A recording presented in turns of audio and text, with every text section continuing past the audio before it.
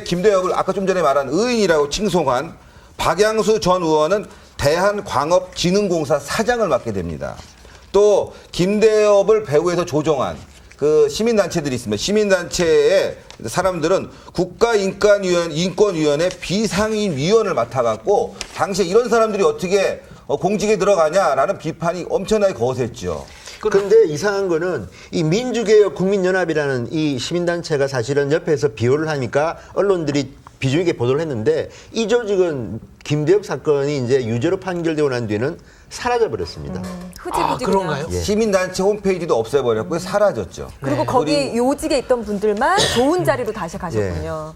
이거 김대엽 씨가 한나라당에서 사과하라 그랬더니 사과 상자 보내고 막 그랬던 예. 사람 아니에요. 그리고 얼마나 근데 선거 과정에서 영향을 끼쳤다고 보죠? 김대엽 사기 사건. 15% 정도의 지지도 하락이 있었다. 급락했죠. 예, 급락을 했다는 것이고 이 시민단체들이 옆에 있다 보니까 사람들이 상당히 그 어떤 신뢰성을 주게 됐는데 이 아까 좀 전에 말했던 전 민주국민연합의 그 이인영 여루당 이인영 의원의 장인이 거기에 이해학 씨라고 있습니다. 이해학 씨가 참여하기도 했다는 거죠. 그래서 이후에는 사람들이 이것이 정권과 상당히 밀착돼 있는 일이었다라고 얘기했고 보훈성 이런 자리주기 아니었냐라는 얘기가 나왔었던 것이 바로 이런 점들 때문에 그렇 당시에 의심을 받았던 거죠. 자, 김대엽 씨는 최근에 작년이죠. TV조선 방송에 출연해서 노무현 정권 배후설을 주장한 바 있습니다. 당시 인터뷰 내용 한번 들어보시겠습니다. 지금까지 가장 후회한 게 무엇이냐라는 질문에 노 대통령 시절 참여정부의 비서실장을 하는 공직을 한 것이 가장 후회스럽다라고 이야기를 했습니다. 자기하고 동지적인 관념 몇십 년을 같이 일했던 변호사로서 했던 사람을 하루아침에 버리는 그런 말을 하는데 이 사이에 이 병풍 사건이 이제 정점화가 되고 문제가 됐을 때 친노 쪽에서 그 당시에는 노무현 대통령 후보 당선자실입니다. 저한테 연락이 왔습니다. 만나자고. 누가요? 그 노 대통령님 그쪽의 정무팀에서 정정당당하게 후보를 갖다가 경선을 해가지고 아니면 단일화를 하겠다라고 했는데 그렇게 이야기한 쪽에서 저한테 문자가 왔습니다. 문재인 후보를 여론조사에 지지를 해달라. 이거는 깨끗한 게임이 아니거든요. 안철수 씨가 봤다면은 배신감을 느끼겠죠. 자, 저분이 하는 말을 우리가 어디까지 모르겠어요. 좀 신뢰해야 되나요? 뭐 결론은 그거 같습니다. 나는 속았다, 당했다, 뭐 이런 친노 그룹에 당했다 이런 이야기인데요. 어쨌든 저 사람의 말은 걸러서 들어야 됩니다. 있는 대로 믿다가는 뭐 큰 사고 날 것 같아요. 이른바 본인이 폭탄 발언을 한 게 있죠. 금년 여름입니다. 2013년 8월 15일에 모 종편 방송에 나와가지고 한 발언도 화제였어요. 지방자치단체장 친노 인사죠. 여기에 50억 원을 받기로 했는데 중간에서 배달 사고가 났다. 이렇게 얘기하고 있습니다. 그러니까 본인이 예. 2002년 대선에 그렇게 해주고 50억을 받기로 했는데 배달 사고가 그걸 났다. 친노 인사가 중간에 가져가 버렸다. 예. 저도 이것도 믿을 수 있나요? 그럼요. 이 말도? 아무리 우리가 김대엽을 비판하면서도 이 발언을 믿는다. 이거 중립성이 맞질 않아요. 네. 중거는 믿고 새누리당에 불리한 것은 우리가 안 믿고 이건 아니거든요. 그러나 전반적으로는 김대엽 씨 주장을 믿을 수가 없지만 그래도 아까 보셨지 않습니까? 시민단체의 사람들이 어떤 기관에 공직을 맡기도 하고 또 변호를 맡은 사람이 여권 내 인사로 가서 중책을 맡기도 하고 이런 점을 봤을 때는 혹여 이런 부분도 커넥션이 있었지 않냐고 의심할 부분은 상당히 있다는 거죠.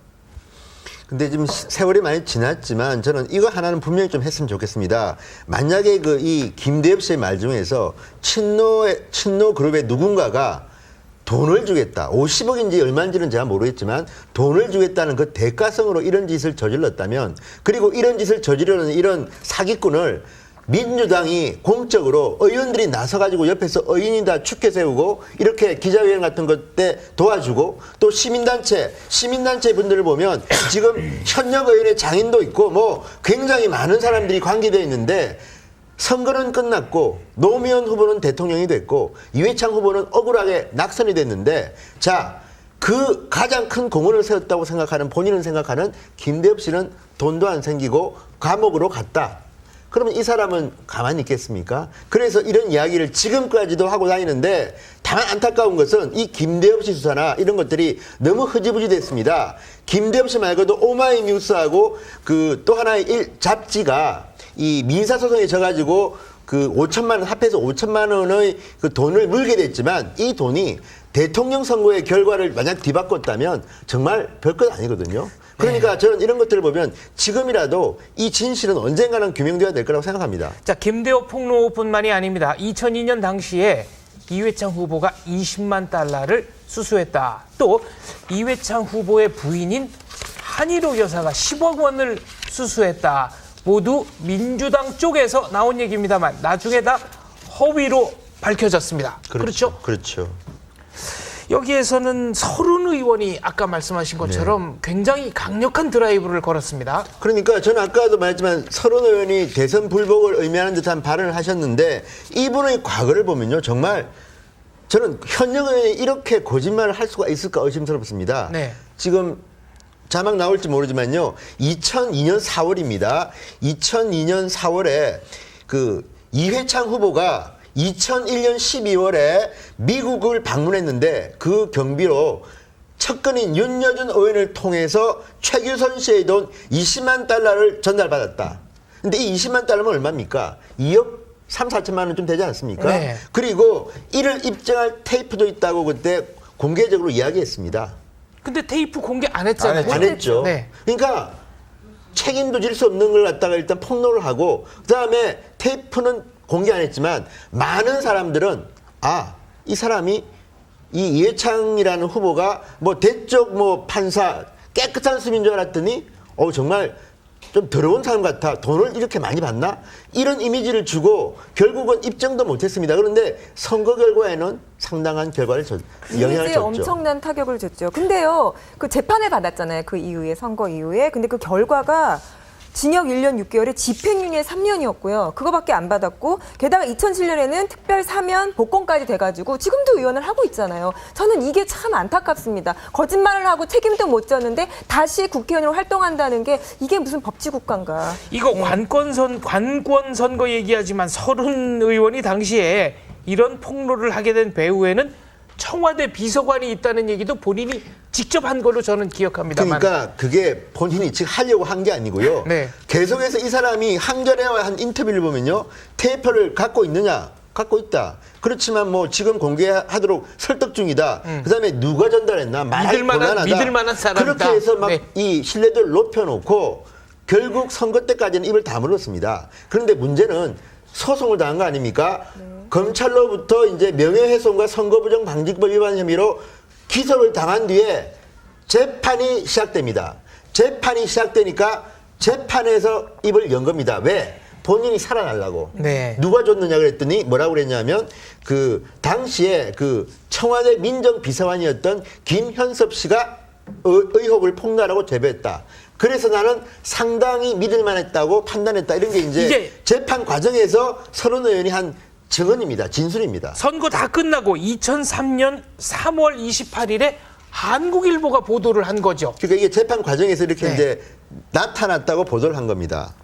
재판부가 서른 의원을 상당히 형량이 무겁다고 봐서 원심보다 형량을 높게 때린 겁니다. 그러면서 재판부가 이것 때문에 향후 정치적 활동에 제약이 따르겠지만 이와 같은 일이 없도록 무거운 형량을 내린다고 한 거죠. 근데요, 여기서 또 하나 우리가 해야 하는 게 청와대가 개입됐느냐 문제인데 서른 의원이 이렇게 재판에서 이 증언을 했는데 문제는 뭐냐면 이 당시에 김현섭 민정비서관은 미국으로 도피한 도망갔어요. 상태입니다. 지금 도피를 했나요? 그래서 흐지부지 됐습니다. 과연 그 당시에 김대중 정부 청와대가 이 대통령 선거에 어떻게 개입했냐를 입증을 해야 될 재판부도 입증할 수가 없었습니다. 그러니까 이것도 어떻게 보면 이거는 국정원이나 군이 아니라 청와대가 대통령 선거에 개입했을 가능성이 대단히 높은 사건인데 이런 것에 대해서 민주당은 과연 사과를 했습니까? 이거야말로 관권 선거 아닙니까? 청와대가 개입해서 이렇게 거짓 폭로하고 이 사람은 또 그다음 당선된 노무현 대통령이 뭐 특사로 사면해가지고 가지고 다시 지금 국회의원이 되어 있고 이게 어떻게 대한민국이 공정한 문제의 사회입니까? 김현섭 씨는 귀국했나요? 행방이 알려져 있습니까? 재판 끝난 뒤에는 모르겠지만 재판할 당시는 없었기 때문에 근데 기소 아무튼- 중지 처분이 내렸기 그렇죠. 때문에 네. 조사조차도 허점이 하지 된 거죠. 못했습니다. 이 사건과 관련해서 김대엽, 서른 사건과 관련해서 정말 엄하게 처벌받는 사람이 눈 씻고 찾아봐도 없다. 이것이 바로 이 사건의 큰 문제인데 지금 마치 선거에 막대한 영향을 끼치고 있고 이 문제에서 심각하게 고려해야 되겠다. 참 민주당이 당시 그 선거전에서 집중적으로 제기했던 문제가 있는데요. 이회창 후보의 부인 한인옥 씨가 10억 원을 받았다. 무슨 건설회사 얘기도 나왔고요. 기안건설로부터 받았다는 건데요. 사실은 이거야말로 가장 심각한 불법 선거 의혹이 있는 사건입니다.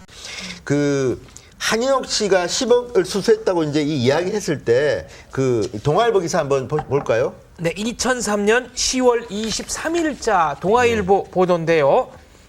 한인옥 씨의 10억 수수서를 제기했던 이교식이라는 사람이 징역 1년 6개월을 받았다. 자, 이제 결과입니다. 이거는 선거 끝난 뒤의 이야기고요. 어떤 걸 했냐면 노무현 후보 자체 본인이 이 한인옥 10억 수수소를 이야기합니다. 그 대통령 선거를 하면 TV 토론회를 하지 않습니까? 네. KBS TV 토론회에 나와서 노무현 후보가 이회창 후보를 앞에 놓고 이렇게 이야기합니다. 이 후보 일가에게 기안건설이 10억 원을 줬고 기안건설 대표 부인이 산 아파트에 이 후보가 살았다는 것 아니냐. 허위사실 공표입니다. 이게 이 말을 노무현 후보는 일단은 판결이 나기 전이기 때문에 이렇게 말했는데 절대 이 후보가 받지 않았다는 게 입증되지 않았습니까? 그렇다면 노무현 후보는 TV 토론에서 허위사실을 유포한 것이고요. 이 정도가 아니라 대전 지역 출정 시